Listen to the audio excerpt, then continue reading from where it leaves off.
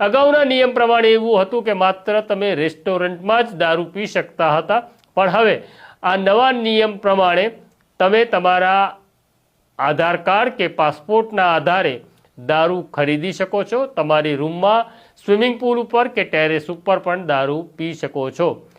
અને આ કાયદામાં એવું પણ કહેવામાં આવ્યું છે કે તમારી સાથે તમે 25 મહેમાનોને પણ દારૂ પીવડાવી શકો છો। શરત એટલી છે કે તમારી સાથે ત્યારે કંપનીનો એક કર્મચારી કે અધિકારી હાજર હોવો જોઈએ।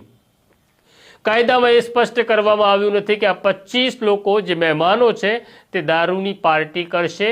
એ પાર્ટી કરનારા નાગરિકો ગુજરાત બહારના હશે કે ગુજરાતના હશે તેની સ્પષ્ટતા નથી।